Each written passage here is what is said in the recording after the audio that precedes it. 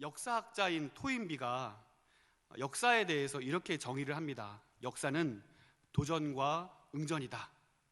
좀 쉽게 설명을 드리면 자연의 도전에 인간의 응전, 이 도전에 인간이 응전해서 이 인류 사회와 그 문화와 역사를 발전시키는데 밑거름이 된다는 거예요. 좀 쉽게 예를 들면 애굽이 그 시대에 그 고도의 문명을 발전시킬 수 있었던 이유가 무엇이냐면 나일강이 자주 범람하게 되는 이러한 도전을 이 사람들이 어떻게 응전하고 있냐면 기하학 혹은 건축술, 태양력, 천문학 등을 발전시켜서 그 응전에 도전함으로써 놀라운 고도의 문명을 꽃피웠다라고 이야기를 하는 것이죠. 참 일리 있는 설명 같습니다. 어떠한 시대에 거대한 민족이 털을 잡고 견고하게 세워져 있을 그때에 한 해성같이 등장한 어떠한 민족에 의해서 도전을 받게 됩니다. 그러면 기존에 있던 민족은 그 응전에 도전하여서 그 도전을 꺾고 승리하게 되면 더 찬란한 꽃을 피우게 될 것이고, 그 도전에 실패하게 되면 역사의 뒤안길로 사라져버리게 될 것입니다. 이와 같은 응전과 도전이 계속 거듭 반복하면서 인류의 역사가 지금까지 거듭 발전되어져 왔다라고 말하는 것이 역사학자 토인비의 역사에 대한 주장이었습니다. 그러나 오늘 우리가 마주하고 있는 이 출애굽기 첫 장 앞에서 토인비의 역사적 진술은 그리 합당해 보이지 않습니다. 특별히 우리 성도들이 인지하고 있는 역사적 관점에 의하면 모든 것을 도전과 응전으로 설명하기는 쉽지 않기 때문에 그렇습니다. 즉, 우리 성도들이 바라보아야 하는 역사적인 관점이 있다면 그것은 바로 하나님의 구원 역사라는 것입니다. 앞전에도 말씀드린 것처럼 하나님의 역사가, 하나님의 구원이, 하나님의 놀라운 손길이 그 백성들을 향하여져 있어서 어려운 그때에도 끊임없이 그들을 붙잡아 주시고 인도하시는 하나님의 놀라운 역사, 그 구원 역사가 계속해서 진행되어져 가고 있음을 우리는 보게 되는 것이죠. 그래서 창세기로부터 시작되는 이 인류의 역사는 인간이 주인공이 되는 도전과 응전이 아닌 하나님께서 어떻게 인류의 역사를 이끌어 가시는지, 인류 역사를 구원해 나가시는지에 대해 초점을 맞추는 것, 그것이 바로 우리가 말하는 하나님의 구원 역사라고 이야기할 수 있겠습니다. 그런 의미에서 출애굽기 1장의 내용은 하나님의 구원 역사가 어떻게 이루어지고 있는지를 선명하게 보여주는 장이라 할 수 있겠습니다. 이제 우리가 믿음의 눈을 가지고 이 출애굽기 1장에 나타나는 하나님의 놀라운 구원 역사, 이루시는 놀라운 하나님을 우리가 발견하게 되기를 소망합니다. 첫 번째로 약속을 성취하여 이루시는 구원 역사입니다. 우리 7절 말씀 한번 보실까요? 7절입니다. 이스라엘 자손은 생육하고 불어나 번성하고 매우 강하여 온 땅에 가득하게 되었더라. 아멘. 이스라엘이 애굽의 고센 땅에 정착했을 당시 그 인원은 70명이다라고 이야기를 하고 있습니다. 그리고 400년이 지난 이후에 그 수가 장정만 60만이요 남녀노소를 추산하면 약 200만 명에 가까운 급성장한 생육과 번성을 우리는 보게 됩니다. 이러한 일들로 인하여서 역사학자들은 실제로 이런 비약적인 발전은 불가능하다, 그래서 출애굽기 1장에 나온 이 비약적인 발전을 역사적 오류라고 보면서 이것을 진실로 취하지 않는 사람들도 분명히 있는 것 같습니다. 그러나 어떤 사람들은 이스라엘 백성들이 애굽에 거한 그 고센 땅에 처음 정착했을 그 시절부터 노예 생활을 한 것이 아니었다는 사실과, 그리고 그들이 거했던 그 고센 땅이 여러 가지로 풍성한 자원을 가지고 있는 것으로 인해서 이러한 400년이 지난 이후에 200만 명이나 되는 급진적인 성장과 번성이 가능하다라고 말하는 사람들도 분명히 있는 것을 보게 됩니다. 그러나 오늘 제가 말씀드리고 싶은 것은 이 이스라엘 백성들이 70명에서 200만 명이 되는 것이 과연 가능하냐, 불가능하냐가 중요한 것이 아니라 그 이스라엘 백성들을 70명의 인원에서 200만 명에 가까운 수많은 백성들로 이끌어가게 하신 그 누군가가 있다는 사실에 주목하고 싶은 것입니다. 비록 400년의 이 기간이 7절 한 구절로 무심하게 지나가 버리는 것 같지만 하나님은 이 기간을 자신의 백성을 생육하고 번성케 하시는 확장의 세월로 삼으셨다는 사실입니다. 즉 생략된 이 400년의 기간은 하나님의 섭리의 기간이었고 하나님의 계획을, 하나님의 뜻을 성취해 나아가는 시간이었다는 사실이죠. 이 사실을 누가는 사도행전 7장 17절에서 이렇게 기록하고 있습니다. 하나님이 아브라함에게 약속하신 때가 가까우매 이스라엘 백성이 애굽에서 번성하여 많아졌더니. 아멘. 여러분, 하나님께서는 약속하신 것을 반드시 이루시는 분이심을 여러분 믿으시기를 바랍니다. 이스라엘에게 이 400년은 그냥 흘러간 시간이 아니요, 하나님께서 약속하신 것을 이루시기 위한 시간이요, 정해진 때가 되었을 때에 이스라엘은 하나님의 계획에 따라 번성하여졌음을 여러분 믿으시기를 바랍니다. 사랑하는 성도 여러분, 아무리 우리가 오랫동안 기도하는 것들이 응답되어지지 않는다 할지라도, 답답한 시간을 보낸다 할지라도, 향방 없이 세상에 내던져진 것 같은 방황하는 삶을 산다 할지라도 하나님은 하나님의 구원의 역사를 정하여진 그때에 반드시 이루어 주시는 분이심을 여러분 기억하십시오. 그렇기 때문에 우리는 포기하지 않아야 하는 것입니다. 하나님의 도우심을 구하며 끝까지 기도해야 하는 것입니다. 하나님을 의지할 수 있는 저와 여러분 될 수 있기를 간절히 소망합니다. 왜냐하면 하나님의 때에, 하나님의 정하신 그때에 하나님의 방법대로 하나님의 구원 역사를 신실하게 이루어 가실 것을 우리가 믿기 때문입니다. 그러므로 약속을 붙드는 사람들은요, 낙심하지 않습니다. 엎드러지더라도, 아주 넘어지더라도 아주 엎드러지지 않는 것은 하나님의 도우심을 우리가 바라보기 때문입니다. 자, 그렇다면 하나님은 어떤 약속을 이스라엘을 통하여 성취하고 계시는지 한편 본문을 통하여 살펴보기를 원합니다. 다시 7절 말씀을 읽어보겠습니다. 이스라엘 자손은 생육하고 불어나 번성하고 매우 강하여 온 땅에 가득하게 되었더라. 아멘. 여러분, 이 7절 말씀을 보시면서 연상되는 구절이 있으십니까? 생각나는 창세기의 구절이 있으십니까? 창세기 1장 28절 상반절에 보시면 이렇게 기록되어 있죠. 하나님이 그들에게 복을 주시며 하나님이 그들에게 이르시되 생육하고 번성하여 땅에 충만하라. 아멘.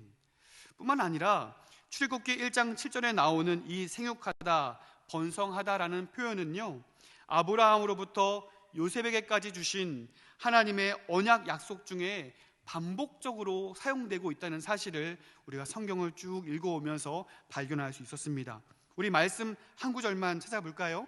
창세기 28장 3절 말씀입니다. 우리 이 말씀은 한번 함께 한 목소리로 읽어보겠습니다. 전능하신 하나님이 내게 복을 주시어 내가 생육하고 번성하게 하여 내가 여러 족속을 이루게 하시고. 아멘. 여러분 보십시오. 첫사람 아담에게 주신 이 귀한 약속, 그리고 아브라함과 야곱과 이삭과 요셉에게 허락하신 축복의 약속이 출애굽기 1장 7절 말씀을 통하여 신실하게 성취되었다는 사실을 여러분 우리는 보셔야 한다는 것입니다. 무엇보다 하나님께서는 출애굽기 사건이 일어나기 수백 년 전에 아브라함에게 이와 같이 약속하신 바가 있죠. 창세기 15장 13절과 14절입니다.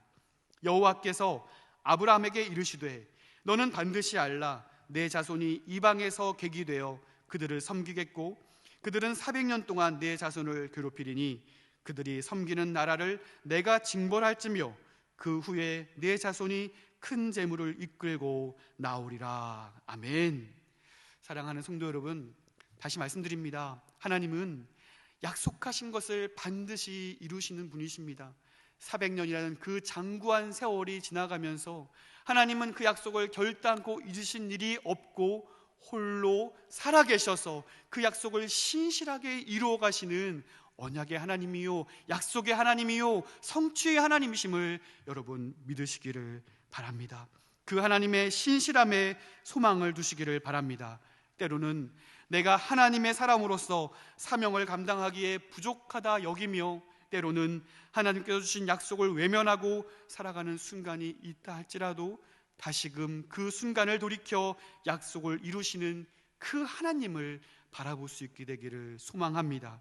하나님은 오늘도 하나님의 구원 역사를 이루어가고 계십니다. 그 말씀을 붙드십시오. 그 하나님을 신실하게 의지하시기를 바랍니다. 두 번째입니다. 위기 속에서도 구원 역사를 이루시는 하나님, 우리는 그 하나님을 보게 됩니다. 12절과 20절 보도록 하겠습니다. 먼저 12절입니다. 그러나 학대를 받을수록 더욱 번성하여 퍼져나가니 애굽 사람이 이스라엘 자손으로 말미암아 근심하여. 20절입니다.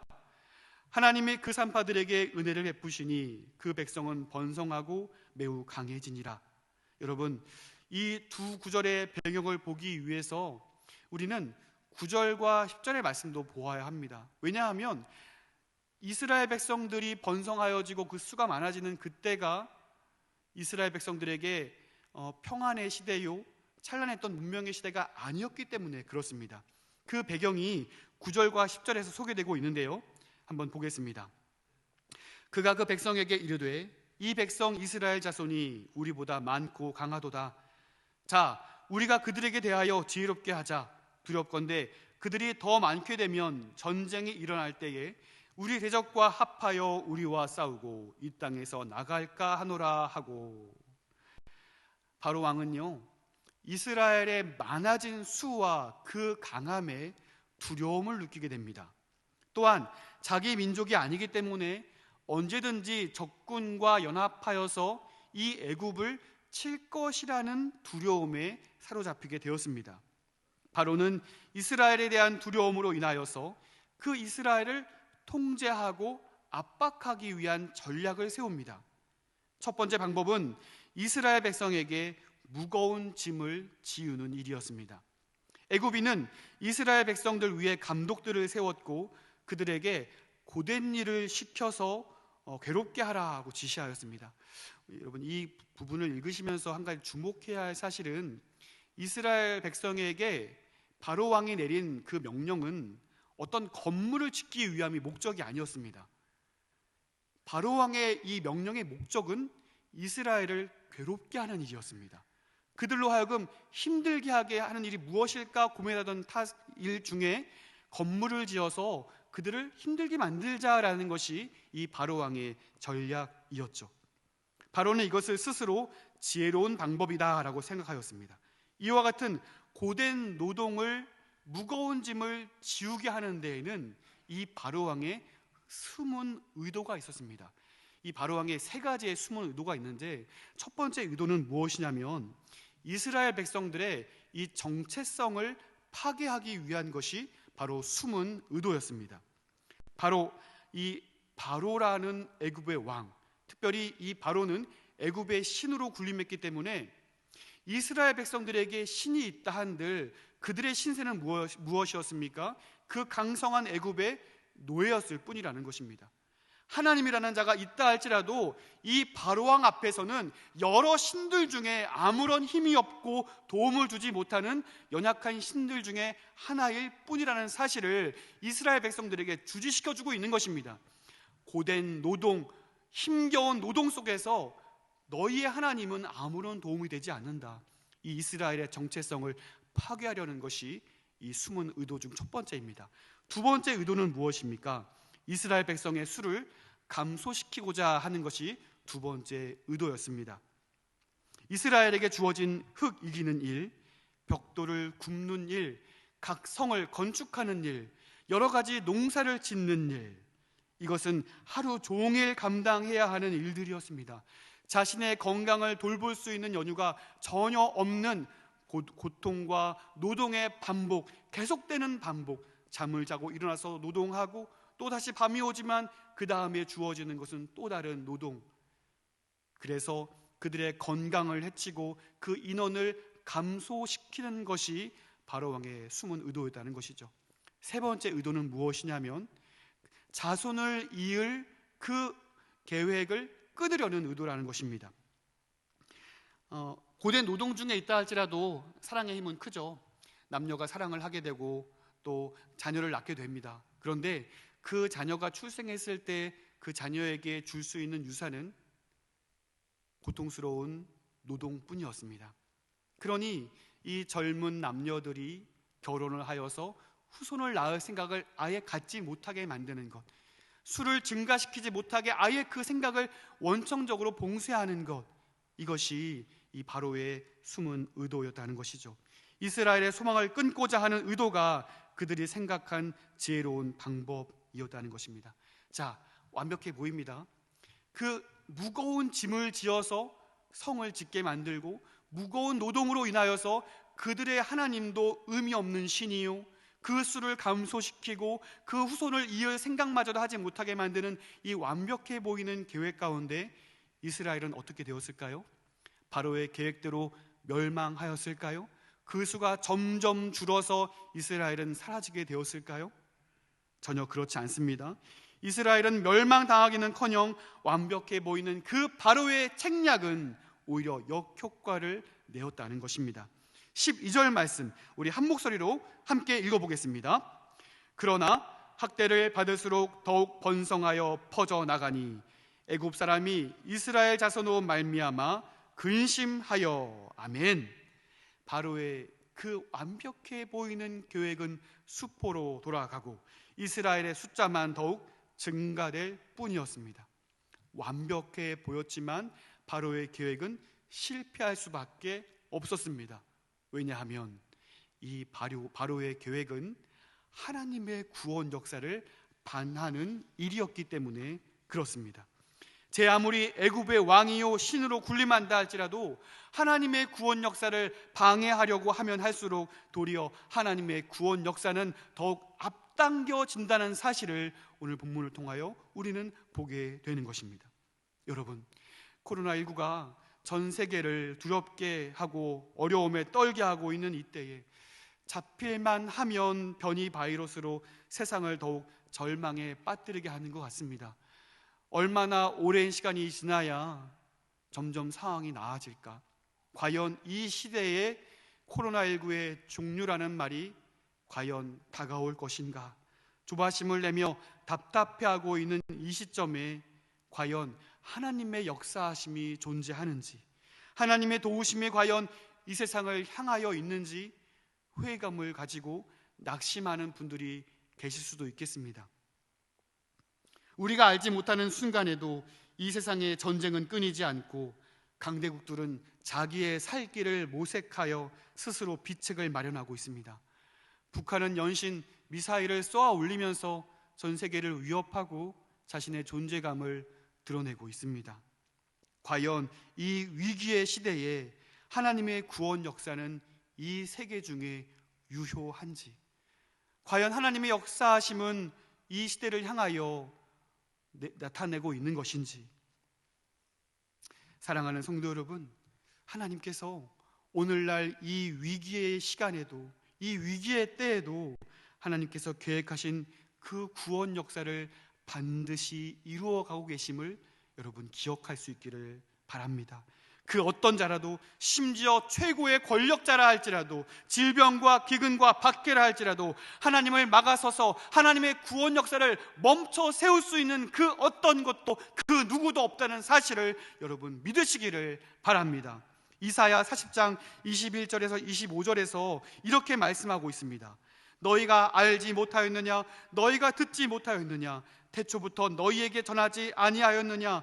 땅의 기초가 창조될 때부터 너희가 깨닫지 못하였느냐?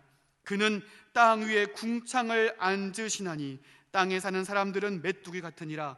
그가 하늘을 차일같이 펴셨으며 거주할 천막같이 치셨고 귀인들을 패하시며 세상의 사사들을 헛되게 하시나니 그들은 겨우 심기고 겨우 뿌려졌으며 그 줄기가 겨우 땅에 뿌리를 박자 곧 하나님이 입김을 부시니 그들은 말라 회오리 바람에 불려가는 촉에 같도다.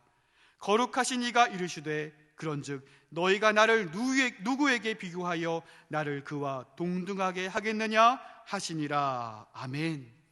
여러분, 하나님의 전능하심, 하나님의 위대하심, 하나님의 신실하심은 여전히 오늘 이 땅 가운데도 그 위기의 순간에도 여전히 일하여 계심을 우리는 믿어야 할 줄로 압니다. 보십시오. 바로는 이 첫 번째 방법이 수포로 돌아가자 더욱 교활한 계략을 짜내었습니다. 그것은 히브리 산파를 이용하는 것이었습니다. 15절 말씀 보실까요? 애굽 왕이 히브리 산파 십부라라 하는 사람과 부하라 하는 사람에게 말하여. 보십시오. 십부라, 부하. 이 사람은 어느 민족 사람입니까? 애굽 사람이었을까요? 아니요. 그들은 히브리 사람이었습니다. 바로는 자기의 손에 피를 묻힐 필요가 없는 사악한 방법을 채택하였습니다. 그들로 하여금 스스로 죽게 만드는 것, 자신의 손에 피를 묻히지 않고 동족으로 하여금 동족을 말살시키려는 계획을 바로는 세웠습니다. 히브리 산파들이 그 일을 감당했을 때에 그 씻을 수 없는 죄책감에 그들은 시달려야만 했을 것이라는 사실이죠. 하지만 이 계획도 바로의 생각대로 진행되지 않습니다. 자신의 손에 피를 묻히지 아니하려는 그 책략이 자신의 꾀가 자신에게 걸려들게 된 것이죠. 히브리 산파들이 애굽 왕보다 누구를 더 두려워했다고 이야기하고 있습니까? 하나님을 더 두려워하였다라고 말하고 있습니다.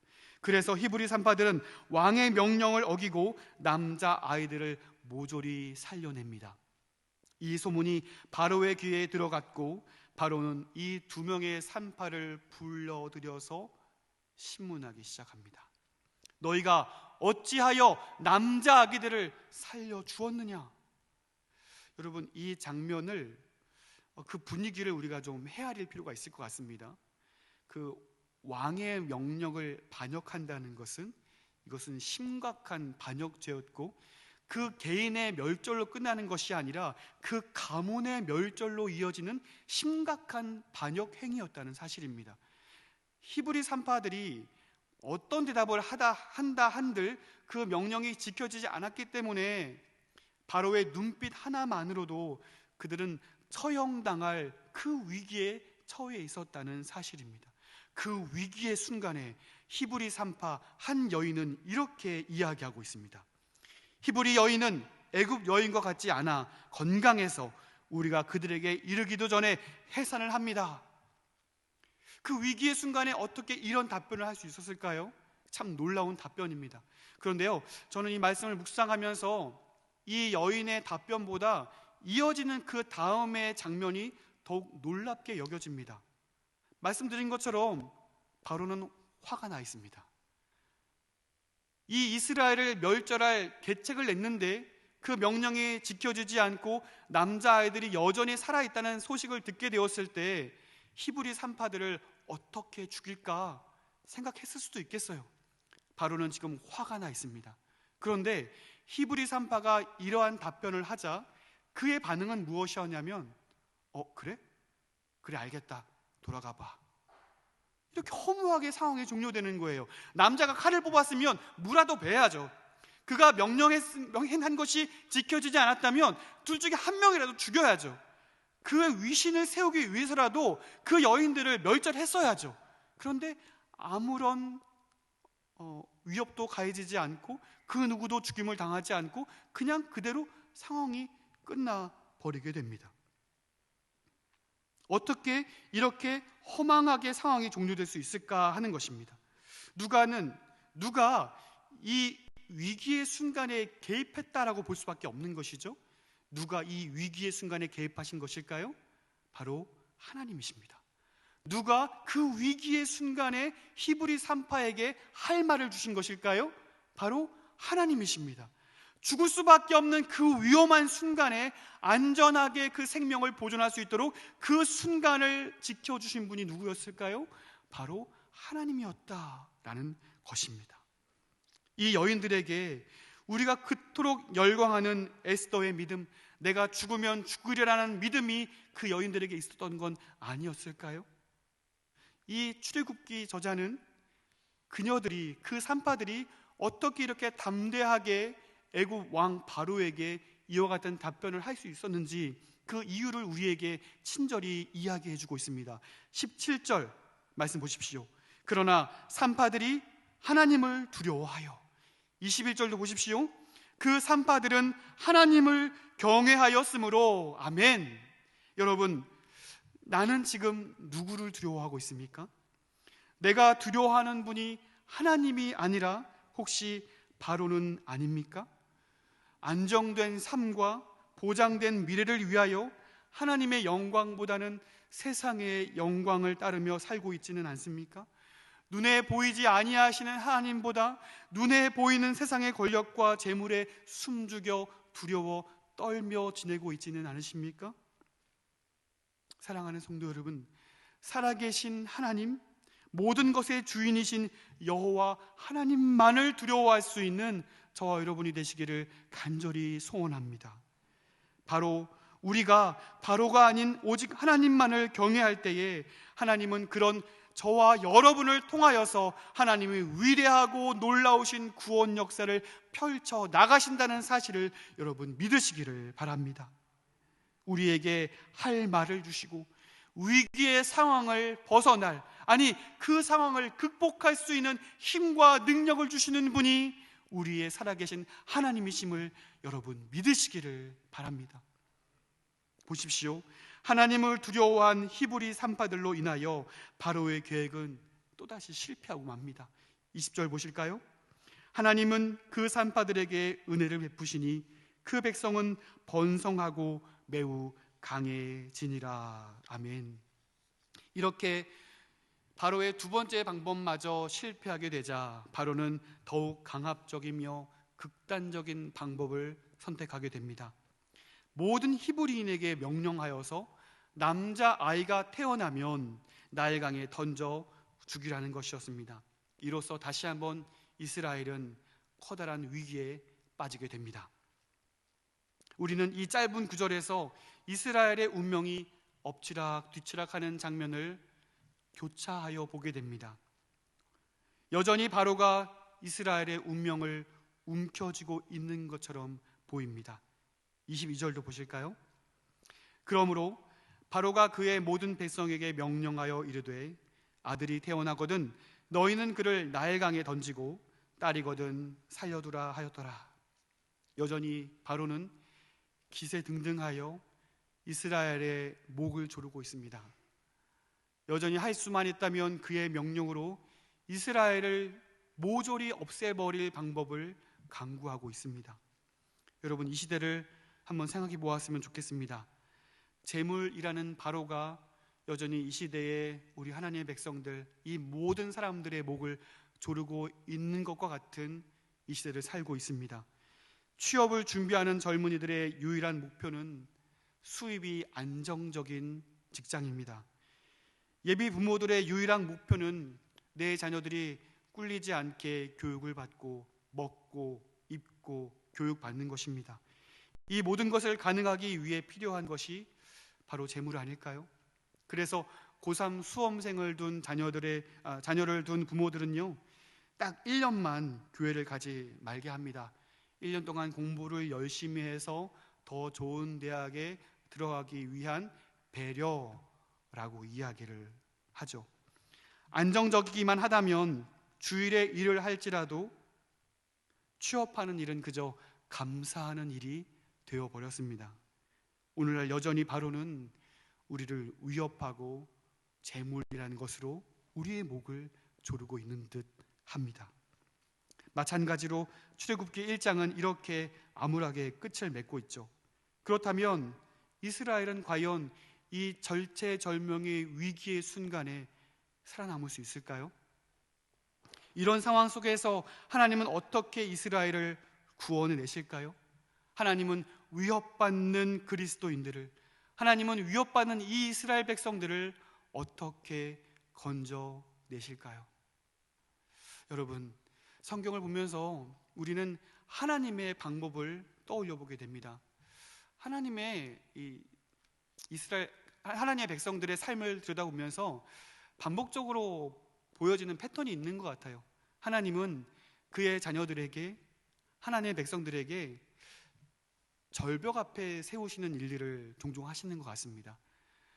그 무엇도 잡을 수 없는 그 위기의 순간에 오히려 일부러 하나님의 자녀들을 이끌어 내시는 것 같은 모습을 우리는 보게 됩니다. 성경에서 하나님의 역사는 가능성 제로의 상황에서 이와 같이 이루어지는 것을 우리는 보게 됩니다. 아브라함이 적당한 나이의 때에 태의 문을 여셔서 하늘의 별과 같이 자손이 많아지라는 그 축복을 더 빨리 이루게 하실 수도 있을 텐데, 굳이 모든 것이 가능해지지 않은 그 100세의 나이에 이미 모든 생식 기능이 정지된 그 상태에서 이삭을 낳게 하시는 거죠. 이 상황을 경험한, 이 일을 경험한 아브라함이 이 일은 내 노력으로 된 것입니다라고 말할 수 있겠습니까? 아니요. 이것은 하나님이 하신 일입니다라고 고백할 수밖에 없도록 우리를 그렇게 절벽으로 몰아세우시는 것 같습니다. 야곱이 에서를 만날 때 죽을까 걱정하여서 재산을 때로 나누어서 먼저 보내고 또 홀로 남아서 그토록 고통에 빠지고 고민하지 않도록 그 에서가 먼저 나와서 이 야곱을 껴안고 오랜만에 만나 반갑다, 이렇게 부드럽게 약속이 진행될 수도 있는데, 하나님과 하나님의 천사와 씨름하여서 그 모진 순간을 또한 일부러 겪게 하시는 것입니다. 그랬던 이 야곱이 그 인생의 노년의 끝에 가서 내가 내 생각과 내 방법으로 이 모든 것을 이루어 왔습니다라고 이야기할 수 있을까요? 아니, 그럴 수 없다는 것입니다. 전혀 예측할 수 없는 때에 하나님의 도우심을 경험하였고 하나님의 인도하심을 경험하였기에 야곱은 이 모든 것은 하나님의 은혜로다라고 고백할 수밖에 없는 것입니다. 사랑하는 성도 여러분, 오늘 우리의 삶도 반추하여 돌아볼 수 있기를 바랍니다. 어느 것, 작은 것 하나라도 내 힘으로 이루었다라고 말할 수 있는 것이 있을까요? 전혀 그럴 수 없는 것 같습니다. 하나님이 인도하셨기에, 하나님이 지금까지 나를 여기까지 인도해 오셨기에 하나님의 은혜로 된 것입니다라고 고백할 수밖에 없도록 하나님은 우리를 그처럼 인도하시는 것 같습니다. 나의 힘으로 도저히 감당할 수 없는 그 시련 앞에 우리를 세우시고 고백하게 하십니다. 예, 주님이 하셨습니다. 예, 모든 것은 하나님의 은혜입니다. 하나님께서 나의 주인이십니다. 출애굽기 1장은 이처럼 벼랑 끝에 서 있게 합니다. 이스라엘 백성들은 위기의 순간에 마주하여 있습니다. 비록 출애굽기 1장이 이 어두운 분위기로 막을 내리지만 출애굽기 2장이야말로 출애굽의 서막이 열리게 됨을 여러분 기억하시기를 바랍니다. 모든 것이 끝났다라고 여겨지는 바로 그때에 하나님은 이스라엘을 구원하시기 위해 그 구원 역사를 준비하셨고 모세라는 인물을 통하여 그 놀라운 구원의 서정을 이루어 가심을 우리는 보게 되는 것입니다. 하나님은 모든 성도의 삶을 보시며 지금도 놀라운 그 구원 역사를 펼쳐 이루어 가고 계심을 여러분 믿으십시오. 그래서 나도 때때로 인생에 찾아오는 고난과 위험이 있지만 그 고난 가운데 날 향한 하나님의 놀라운 계획이 있음을 믿고 오직 주님을 붙들어 의지함으로 승리의 삶을 살아갈 수 있는 저와 여러분의 삶이 되시기를 주님의 이름으로 소망합니다. 세 번째입니다. 하나님을 알므로 바라보는 하나님의 구원 역사입니다. 그러니까 하나님의 구원 역사는 하나님이 누구인가를 아는 것으로 더욱 바라볼 수 있게 된다는 사실이죠. 자, 8절 말씀을 한번 보실까요? 요셉을 알지 못하는 새 왕이 일어나 애굽을 다스리더니.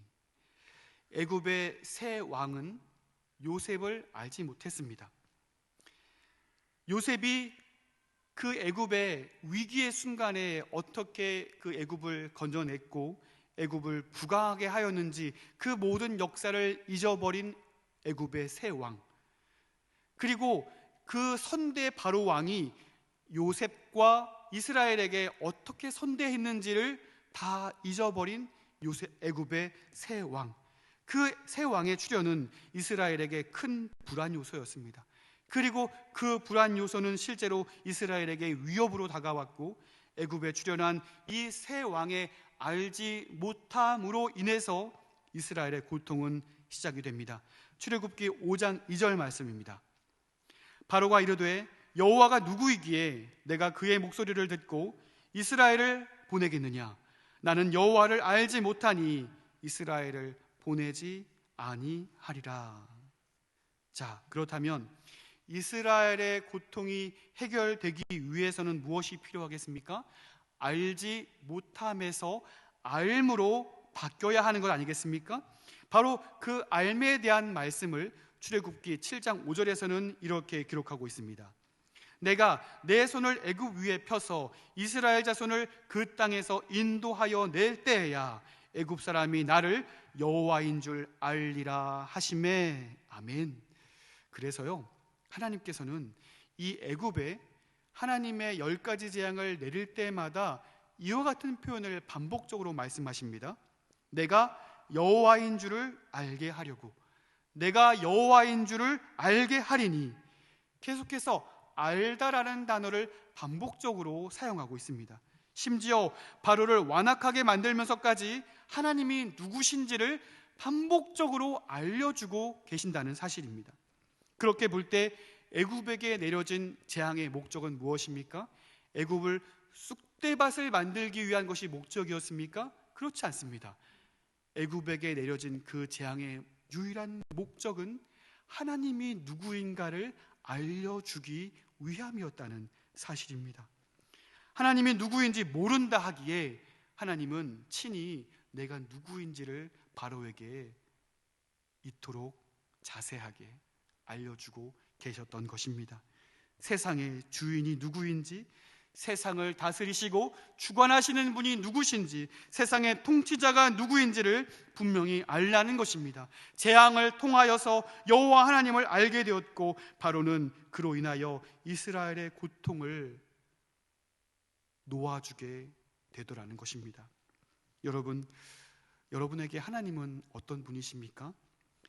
저는 오늘 구원의 역사를 이루시는 이 창조의 하나님을 우리가 더욱 깊이 알 수 있기를 간절히 소원합니다.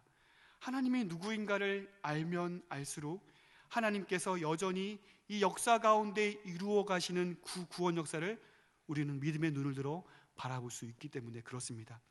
그것을 우리가 바라볼 때에 이 성경의 이야기는 단순히 끝나버린 어떠한 역사의 한 시점에 끝나버린 종결된 이야기가 아니라 여전히 역사하시며 여전히 살아계셔서 우리의 삶 가운데 통치하고 계시는 그 하나님의 선하신 역사를 우리가 바라볼 수 있게 되기 때문에 그렇습니다. 하나님을 아는 데에 여러분 힘을 내시기를 바랍니다. 하나님의 역사를 여러분 기억하시기를 바랍니다. 상황이 하나님의 역사를 멈추어 세울 수 있는 것이 아니라 하나님의 놀라운 구원 역사가 모든 위기의 상황과 순간을 선하게 바꾸어 나갈 수 있다는 사실을 여러분 믿으시기를 바랍니다.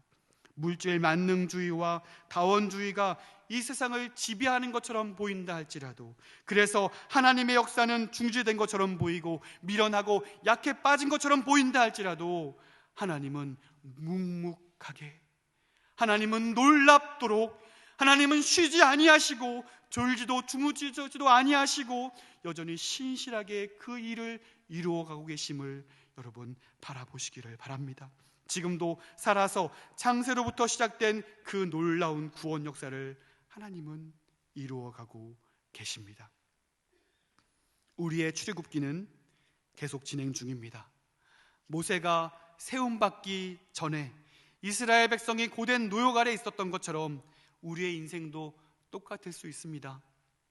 하나님이 계시다면 어떻게 세상의 일이 악할 수가 있을까?